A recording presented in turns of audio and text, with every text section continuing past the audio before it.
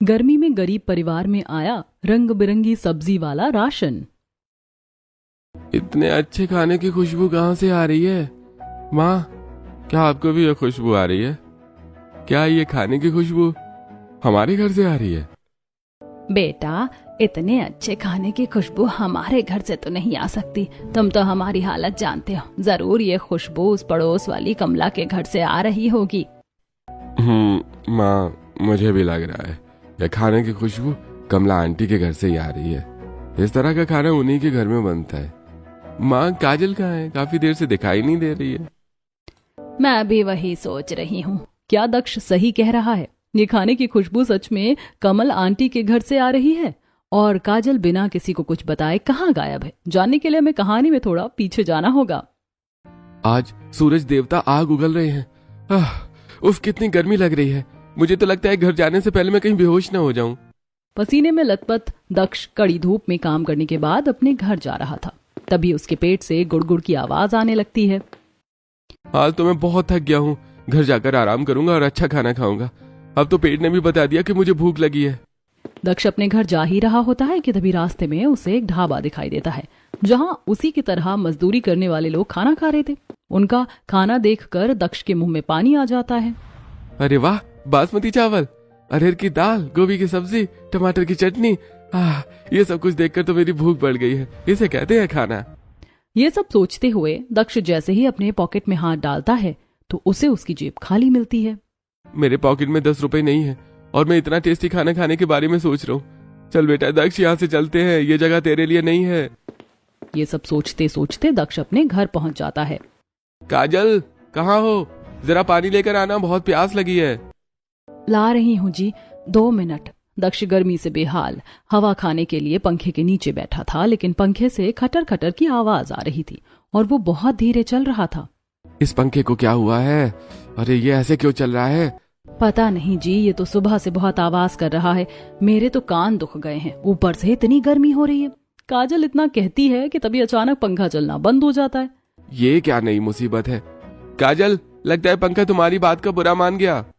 दक्ष की बात सुनकर सभी हंसने लगते हैं, लेकिन तभी काजल, ये हंसने वाली बात नहीं है, हमारा खर्चा बढ़ गया है। हाँ, वो तो है, लेकिन अब क्या कर सकते हैं। एक काम करो, तुम जल्दी से खाना लेकर आओ, बड़ी भूख लगी है। इस पंखे के चक्कर में मैं तो भूल गया मुझे कितनी जोरों की भूख लगी थी। बस 2 मिनट में खाना लेकर आती हूँ। काजल रसोई में जाती है और दक्ष के लिए चावल, दाल और अचार लेकर आती है। खाना देखने के बाद, ये सब क्या है? ये सफेद चावल और ये पानी जैसी दाल, इसमें कोई कलर ही नहीं है। खाने में सिर्फ चावल देखकर मैं पक गया हूँ। क्या खाने में बस यही है, कोई सब्जी नहीं है? नहीं जी, बाजार में सब्जियों के दाम आसमान छू रहे हैं।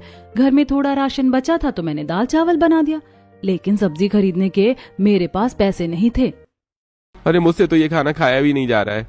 बेटा, अब क्या कर सकते हैं, ये हमारी मजबूरी है। तेरी आधी से ज्यादा सैलरी तो तेरे भाई राजू के इलाज में खर्च हो रहा है, इसीलिए हमें रूखी सूखी जो मिल जाए हमें उसी से काम चलाना पड़ेगा। आप बिल्कुल सही कह रही हो माँ। अब तो पंखा ठीक करवाने का भी खर्चा आ गया है। और माँ, इलाज से याद आया, आज तो भाई को चेकअप के लिए डॉक्टर के पास लेकर जाना है। हाँ बेटा, शाम को राजू को डॉक्टर के पास लेकर जाना है। शाम को फिर चलते हैं। दक्ष जैसे तैसे दाल चावल और अचार खाता है। देखते ही देखते शाम हो जाती है और शाम को दक्ष राजू को शोभा के साथ डॉक्टर के पास लेकर जाता है। डॉक्टर राजू को कुछ देर अच्छे से चेक करते हैं और फिर, देखिए बेटा, दवाई खाने के बाद भी ठीक नहीं हो पा रहा है क्योंकि उसके शरीर में विटामिन और मिनरल्स की कमी है।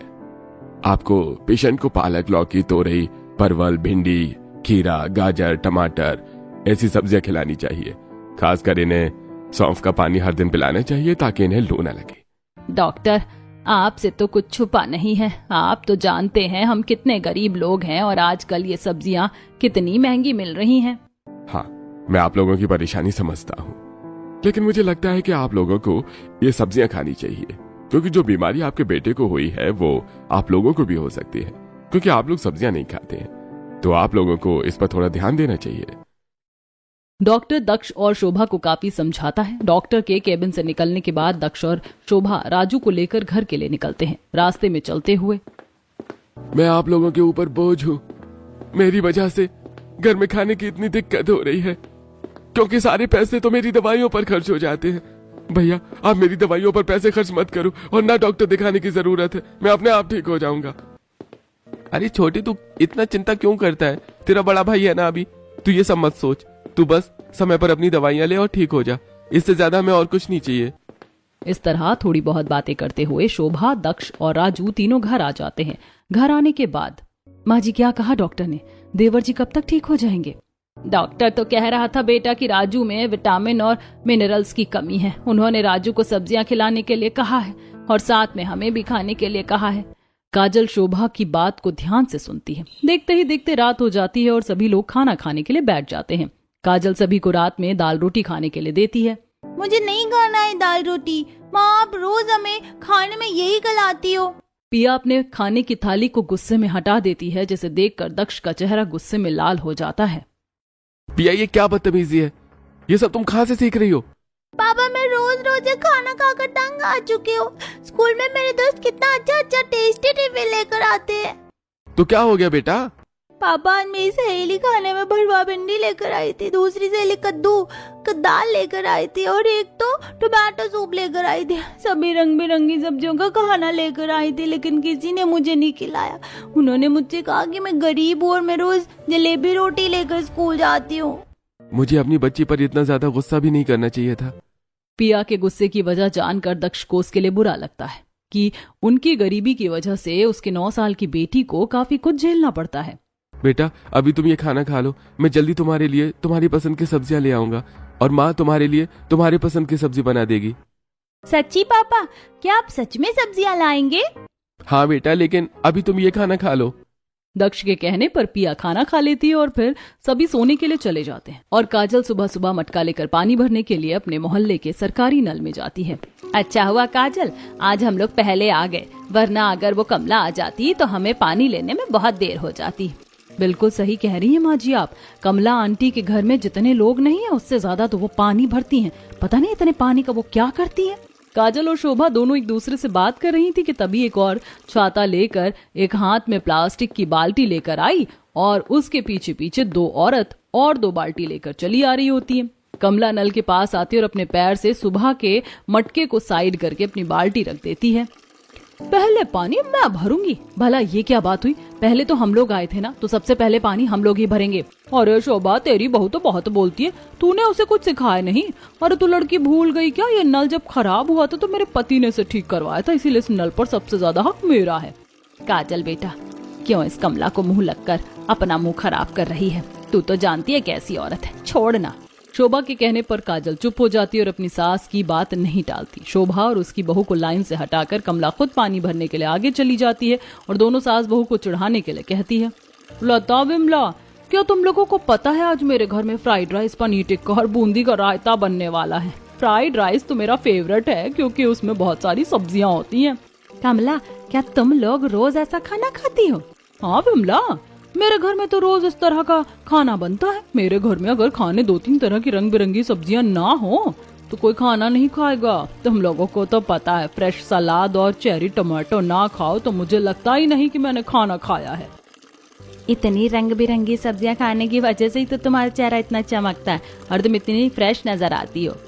और नहीं तो क्या, अब मेरा खाना डाइटिशियन डिसाइड करती है, वरना तो कुछ लोग जानवरों की तरह सूखी रोटी और सिर्फ दाल चावल ही खाते रहते हैं। कमला कल तेरी बहू ने सच में गाजर का हलवा बहुत ही टेस्टी बनाया था। अब मुझे तो गाजर का हलवा खाकर मजा आ गया। क्या गाजर का हलवा? अभी तो गाजर बहुत महंगे चल रहे ना। हम पैसे वालों के लिए क्या महंगा क्या सस्ता, जब जो मन करता वो खा लेते हैं। अच्छा खाना खाने के लिए पैसों का मुंह तो शोभा जैसे गरीब लोग देखते हैं। हाँ कमला, जितना अच्छा खाना तुम खाती हो वैसे खाने के लिए कुछ लोग तरसते हैं।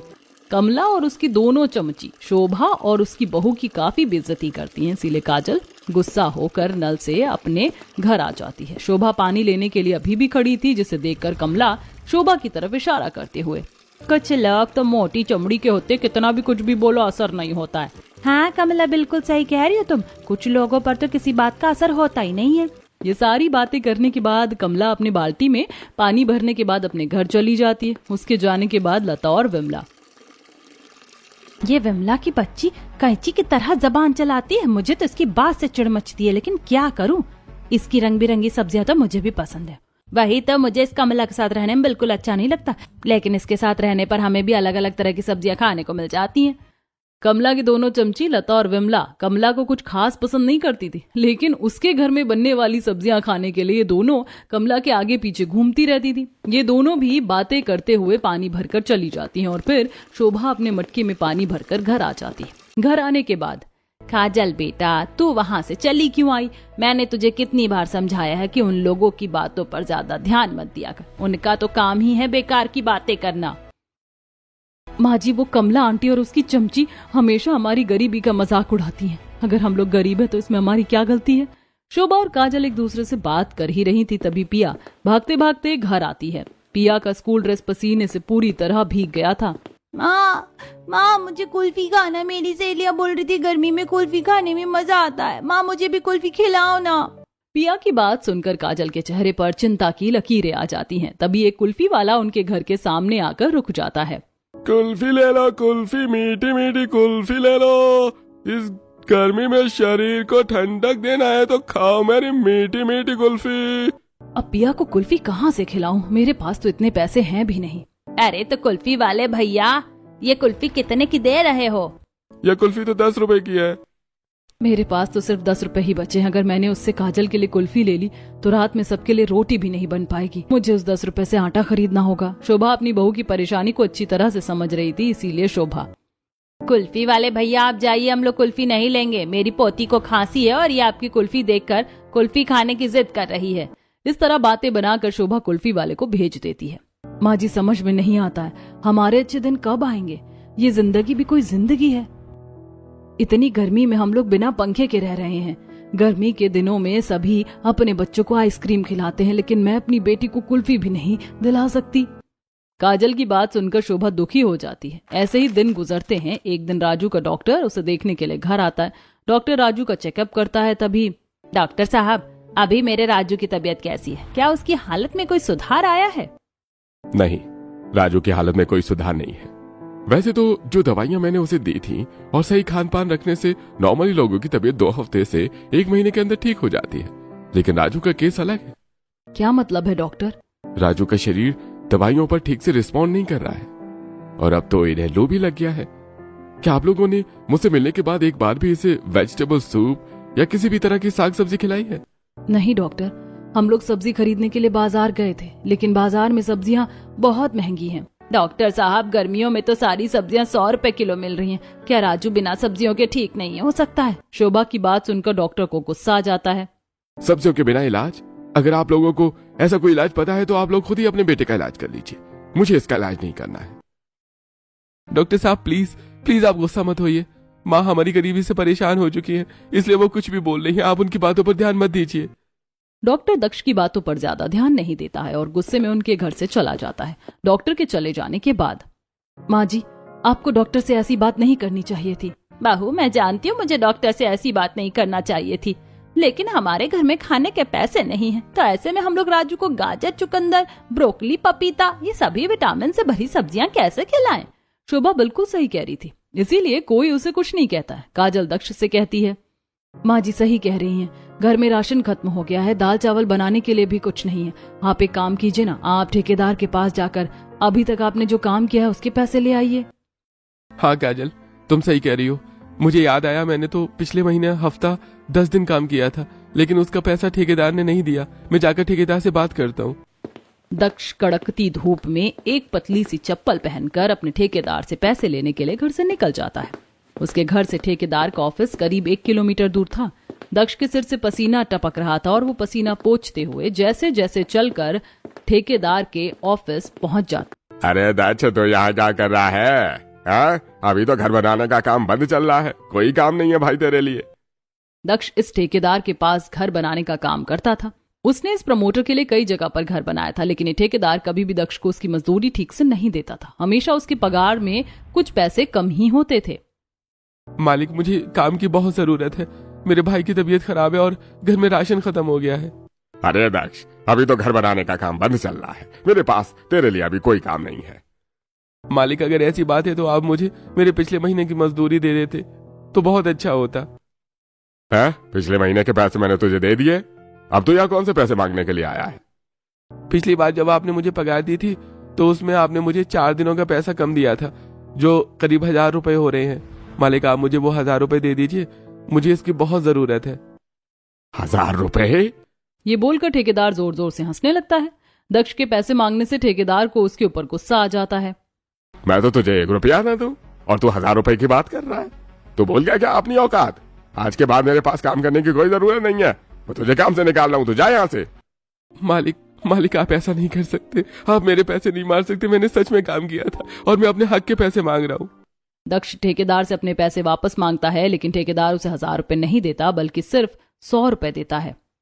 मुझे पता था ये ठेकेदार ऐसा ही कुछ करेगा और उसने वही किया। मन तो कर रहा है इसकी पिटाई कर दूं, लेकिन ये सब करने से क्या होगा? मेरे घर वालों के लिए ही परेशानी बढ़ेगी। ये सब सोचकर दक्ष 100 रुपए लेकर अपने घर आ जाता है।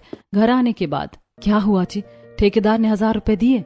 काजल के पूछने पर दक्ष कुछ नहीं कहता है, बल्कि अपनी जेब से 100 रुपए निकाल कर उसके हाथ पर रख देता है। ये क्या? ये तो सिर्फ 100 रुपए है, इसमें क्या होगा? आपने तो कहा था कि आपने पिछले महीने 1000 रुपए का काम किया है और ठेकेदार से आपको 1000 रुपए मिलेंगे, लेकिन आप 100 रुपए दे रहे हैं। मुझे तो 1000 रुपए मिलने चाहिए थे, लेकिन ठेकेदार के बच्चे ने मेरा पैसा मार लिया। अब यही एक 100 रुपए हैं, इसे लेकर बाजार जाओ और इसे थोड़ा बहुत राशन और अगर पैसे बचे तो थोड़ी सब्जियां ले आना। काजल दक्ष से 100 रुपए का नोट लेती है और उसे लेकर बाजार चली जाती है। वो अपने साथ अपनी बेटी पिया को लेकर जाती है। सबसे पहले वो राशन की दुकान पर जाती है। भैया, मुझे 20 रुपए का आटा और 30 रुपए वाला चावल 1 किलो दे दीजिए, और हाँ, 10 रुपए का नमक का पैकेट भी दे दीजिएगा। बनिया काजल को चावल, आटा और नमक निकाल कर दे देता है। उसे इतना कम सामान लेता देखकर दुकान पर खड़ी दूसरी औरतें उस पर हंसती हैं। काजल को बुरा तो लगता है, लेकिन वो ज्यादा ध्यान नहीं देती है। मैंने राशन तो खरीद लिया है और अब 40 रुपए से थोड़ी सब्जी ले लेती हूँ। देवर जी के लिए सब्जी बना दूंगी। काजल पिया को लेकर बाजार चली जाती है, जहाँ लोगों की काफी भीड़ लगी हुई थी। लोग ठेले पर अलग अलग तरह की सब्जियां बेच रहे थे। भिंडी, लौकी, कोड़ा, सजना, ब्रोकली, स्वीट कॉर्न, मशरूम, लाल पीली शिमला मिर्च और काफी कुछ। इतने सारे रंग बिरंगी सब्जियां देखकर, अरे वाह मम्मी, यहाँ तो कितनी रंग बिरंगी सब्जियां मिल रही है। माँ, आप यही रंग बिरंगी सब्जियां लो ना। अच्छा भैया, ये ब्रोकली कितने की थी? मैंने सुना है इसमें कई तरह के विटामिन होते हैं। बिल्कुल बहन जी, विटामिन तो ब्रोकली में भर भर कर होता है। साथ में आपको कोहड़ा और पपीता भी खाना चाहिए। यह ब्रोकली 120 रुपया किलो है। एक ब्रोकली आधा किलो के ऊपर होगी, मैं आपको 60 रुपए में ब्रोकली दे दूंगा। क्या आप मुझे छोटा सा पपीता और एक ब्रोकली 40 रुपए में दे सकते हैं? क्या बहन जी, मजाक करने के लिए आपको मैं ही मिला था हैं? जब आपको सब्जी खरीदनी नहीं थी तो मेरा समय क्यों बर्बाद कर रही थी आप? चलिए आइए यहाँ से। सब्जी वाला काजल को कोई सब्जी नहीं देता। काजल पिया के साथ पूरा बाजार घूमती है और फिर 15 रुपए की एक छोटी सी फूल गोभी और 25 रुपए का 1 किलो प्याज खरीद लेती है। क्या माँ, इतने सारे रंग बिरंगी सब्जियां होने के बाद भी आपने सिर्फ एक गोभी खरीदी है? बेटा, आज मम्मी के पास ज्यादा पैसे नहीं थे ना। आज तुम गोभी खा लो, मैं अगली बार तो अलग अलग तरह की सब्जियां खिलाऊंगी। माँ, आप हमेशा ऐसे ही रहती हैं और आपने आज भी मुझे कुल्फी नहीं खिलाई। इस बार लगता है कुल्फी खाए बिना ही गर्मियाँ खत्म हो जाएंगी। मेरे दोस्त हर दिन गर्मियों में आइसक्रीम, गोला और कुल्फी खाते हैं। पिया की सारी बातें काजल के मन में सुई की तरह चुभती हैं। वो उदास होकर घर आ जाती है और सभी के लिए दाल चावल और गोभी आलू की सब्जी बनाती है। सभी खाना खाने के लिए बैठते हैं। आज बहुत दिनों बाद सब्जी खाने को मिली है। बहू, ये गोभी आलू तो बहुत ही स्वादिष्ट लग रही है। हाँ भाभी, सब्जी तो बहुत अच्छी बनी है। मैं तो इतने दिनों से सब्जियों का स्वाद ही भूल गया था। आज काजल के परिवार में सभी लोग खुश होकर खाना खाते हैं। ऐसे ही दिन गुजरता है। काजल का लाया राशन खत्म हो जाता है। माँ, मुझे बहुत जोरों की भूख लगी है। मैंने कल रात से कुछ नहीं खाया, मुझे खाना दो ना। आप मुझे खाना क्यों नहीं दे रही हो? माँ जी, मैं इसे कुछ कैसे खिलाऊं? घर में तो खाने के लिए कुछ भी नहीं है। मैं अपनी बेटी को ऐसे भूख से तड़पता नहीं देख सकती। काजल एक कटोरा लेकर अपनी पड़ोसी कमली के घर जाती है। काजल कमली का दरवाजा पीटती है और कमली दरवाजा खोलती है। कमली, मेरे घर में राशन खत्म हो गया। मेरी बेटी को बहुत ज्यादा भूख लगी है। प्लीज मुझे 1 कटोरा आटा दे दे। आटा चाहिए तो बनिया की दुकान पर जाना, मेरे पास कुछ नहीं है। इतना कहकर कमली उसके मुंह पर दरवाजा बंद कर देती है। काजल अपने 2-3 पड़ोसियों के पास जाती है, लेकिन सभी उसके मुंह पर दरवाजा बंद कर देती हैं। कमला आंटी के घर जाने का कोई फायदा नहीं है। जब ये लोग मेरी मदद नहीं कर रहे तो कमला आंटी तो कभी भी मेरी मदद नहीं करेंगी। ये सब सोचते सोचते काजल घर आ जाती है। घर आने के बाद वो रोते हुए पागलों की तरह अपने बक्से में कुछ ढूंढती है और थोड़ा ढूंढने के बाद 2 कान की बाली निकालकर दक्ष को देती है। लीजिए मेरी कान की बाली और इसे बेचकर कुछ पैसे ले आइए, मैं अपने घर वालों को भूख में तड़पते हुए नहीं देख सकती। काजल की बात सुनकर दक्ष की आंखों में आंसू आ जाते हैं। मैं तुम्हारी कान की बाली नहीं बेचूंगा। मुझे पता है कि तुम्हारी स्वर्गवासी माँ की आखिरी निशानी है और ये तुम्हारे लिए कितने मायने रखती है। काजल, इन सोने की बालियों को वापस वहीं रख दो जहां से निकाला था। मैं काम ढूंढने के लिए जा रहा हूँ। इतना कहकर दक्ष काम ढूंढने के लिए घर से निकल जाता है। वो कई जगहों पर जाकर काम के लिए पूछता है। वो काम की तलाश में कारखाने में जाता है। मालिक, क्या मुझे आपके कारखाने में कोई काम मिलेगा? मुझे काम की बहुत जरूरत है। अरे माफ करना भाई, लेकिन मेरे पास तुम्हारे लिए कोई काम नहीं है। कल ही मैं 10 आदमियों को अपने कारखाने में रखा है। अगर तुम कल आए होते तो मैं तुम्हें रख लेता। कारखाने में दक्ष को कोई काम नहीं मिलता। वो काम ढूंढने के लिए और कई जगह पर जाता है, पर उसे कहीं कोई काम नहीं मिलता। उसने सुबह से कुछ खाया पिया नहीं था, इसीलिए धूप में नौकरी की तलाश में भटकते भटकते उसे चक्कर आ जाता है और वो गिर जाता है घर पर। माँ, मुझे बहुत भूख लगी है, कुछ खाने के लिए दो ना, मुझे बहुत गर्मी लग रही है। पिया मेरी बच्ची, परेशान मत हो, मैं तुम्हें पंखा कर देती हूँ। शोभा हाथ पंखा लेकर पिया को पंखा करने लगती है, जिससे पिया को अच्छा लगता है और वो रोना बंद करती है। शोभा पिया को पंखा कर रही थी कि तभी 2 लोग दक्ष को अपने कंधे का सहारा देकर घर लेकर आते हैं।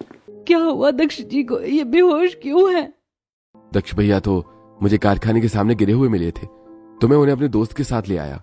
दीपक और उसका दोस्त दक्ष को घर पहुंचाकर अपने घर चले जाते हैं। उनके घर जाने के बाद काजल रोना शुरू कर देती है। हे भगवान, हमारे घर में क्या हो रहा है?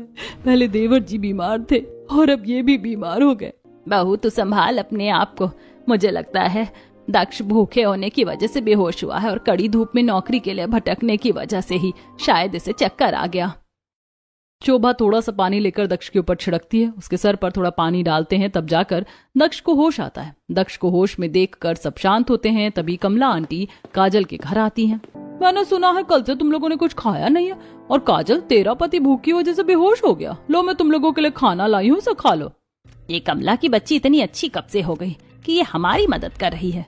ये सोचकर शोभा कमला के पास जाती है और उसके हाथ से खाने की थाल लेती है तो उसे बदबू आती है। जब शोभा बर्तन हटाकर देखती है तो उस खाने से बहुत गंदी बदबू आ रही थी। कमला की इस हरकत से शोभा को उसके ऊपर बहुत गुस्सा आता है और हमेशा चुपचाप रहने वाली शोभा गुस्से में अपना आपा खो देती है। लो ये खाना और निकल जाओ मेरे घर से, और आज के बाद कभी भी मेरे सामने मत आना, वरना मैं तुम्हारा क्या हाल करूंगी मैं नहीं जानती। तुम्हारी हिम्मत कैसे हुई हमारे लिए इतना खराब खाना लाने की? शोभा गुस्से में कमला को बहुत कुछ सुनाती है और उसे अपने घर से निकाल देती है। कमला मुंह बनाकर अपने घर आ जाती है। माँ जी, अब बस बहुत हो गया, जिसे देखो वो हमारे गरीबी का मजाक उड़ा रहा है, लेकिन अब और नहीं। मैं जाकर कोई काम ढूंढती हूँ। मैं किसी के घर झाड़ू पोछा का काम कर लूंगी, लेकिन किसी को अपनी और अपने परिवार वालों की बेइज्जती करने नहीं दूंगी। लेकिन बहू, तूने सुबह से कुछ खाया नहीं है। माँ जी, आप मेरी चिंता मत कीजिए, मैं सर पर पल्ला रख लूंगी तो मुझे धूप नहीं लगेगी। लेकिन मैं अब जा रही हूँ काम ढूंढने के लिए। काजल घरों में जाकर घर में झाड़ू पोछा करने के लिए काम मांगती है, लेकिन हर घर में पहले से ही कोई ना कोई काम वाली थी, तो काजल को कहीं काम नहीं मिलता है। काजल काम ढूंढते ढूंढते अपने घर से 2-3 किलोमीटर दूर चली जाती है। वहां उसे एक घर में झाड़ू पोछा और खाना बनाने का काम मिल जाता है। काजल, तुम झाड़ू पोछा और खाना बना दोगी तो मैं तुम्हें महीने के 5,000 दूंगी। मालकिन, मैं आपके घर का सारा काम कर दूंगी, आप चिंता मत कीजिए। लेकिन मेरे घर वालों ने कल से कुछ खाया नहीं है, क्या आप मुझे थोड़े पैसे उधार दे सकते हैं? आप मेरी सैलरी से काट लीजिएगा। काजल की बात सुनकर उसकी मालकिन को उस पर दया आ जाती है और वो काजल को 500 रुपए उधार दे देती है। काजल उन पैसों से राशन की दुकान से थोड़ा बहुत राशन खरीद लेती है और राशन लेकर घर आ रही होती कि तभी उसकी नजर सड़क के किनारे जाती है, जहाँ एक पुलिस वाला एक सब्जियों से भरे ट्रक को साइड में कर देता है। अरे ये क्या, ये तो मेरे घर के पास वाले फार्म हाउस चलने वाले चाचा का ट्रक है। पुलिस ने इनके ट्रक को साइड में क्यों करवाया? मैं जाकर देखती हूँ। काजल ट्रक के पास जाती है, तभी पुलिस वाला, भाई ड्राइवर, नीचे उतरो, अपनी सब्जियों की जांच करवाओ और पेपर्स दिखाओ। अरे भाई साहब, सब्जियां ले जाने के लिए तो पेपर्स दिखाने की कभी जरूरत नहीं पड़ती। ये तो हमारा रोज का काम है, और आप किन पेपर्स की बात कर रहे हैं? सरकार ने नया नियम कानून जारी किया है। आजकल लोग सब्जियों में काफी मिलावट करके भेज रहे हैं, जिससे लोगों की काफी तबीयत खराब हो रही है। अगर तुम्हें अपना ट्रक लेकर जाना है तो तुम्हें साबित करना होगा कि तुम्हारी सब्जियां ऑर्गेनिक हैं। अरे देखिए सर, मेरे पास कोई पेपर नहीं है, मैं पेपर्स फार्म हाउस में भूल कर आ गया हूँ। अगर आपको यकीन नहीं होता है तो आप अपने बड़े साहब को फोन करके पूछ लीजिए, वो मुझे अच्छे से जानते हैं। तुम मुझे बड़े साहब की धमकी दे रहे हो? मैंने कहा ना तुम्हें पेपर्स दिखाना पड़ेगा, मतलब दिखाना पड़ेगा, और अगर तुम पेपर्स नहीं दिखाओगे तो तुम्हें अपनी ट्रक की आधी सब्जियां मुझे देनी पड़ेंगी। अरे हाँ भला ये क्या बात हुई, मैं आपको सब्जियां क्यों दूंगा जो मेरी सब्जी ऑर्गेनिक है। इस तरह फार्म हाउस वाले चाचा और पुलिस वाले के बीच बहस शुरू हो जाती है। बहस को बढ़ता हुआ देखकर काजल उनके पास आती है। काजल पुलिस वाले से कहती है, सर ये चाचा बिल्कुल सही कह रहे हैं, ये ऑर्गेनिक सब्जियां ले जा रहे हैं और इनका फार्म हाउस मेरे घर के थोड़े आगे ही है। ये रोज अपने ट्रक से यहीं से ताजी सब्जी लेकर जाते हैं। अरे सर देखिए, अब ये लड़की भी कह रही है, आपने मुझसे कहा था ना प्रूफ करने के लिए, लीजिए मैं प्रूफ कर दिया कि ये सब्जियों मैं अपने फार्म हाउस से लेकर आया हूँ और अब शहर की मंडी बेचने के लिए जा रहा हूँ। अरे मैं इस लड़की की बात क्यों सुनूं? क्या ये कोई प्राइम मिनिस्टर है? तुम्हें अपने ट्रक की आधी सब्जी मुझे देनी पड़ेगी, वरना मैं तुम्हारी ट्रक को अभी सील कर दूंगा। ये पुलिस वाला तो बहुत लालची लग रहा है। मुझे तो दाल में कुछ गड़बड़ लग रही है। क्या ये सच में कोई पुलिस वाला है भी या नहीं? काजल ये सब सोच रही होती है कि तभी उसके दिमाग में एक आइडिया आता है। वो फार्म हाउस वाले चाचा के कान में कुछ कहती है। ये क्या खुसर पुसर कर रहे हो तुम लोग?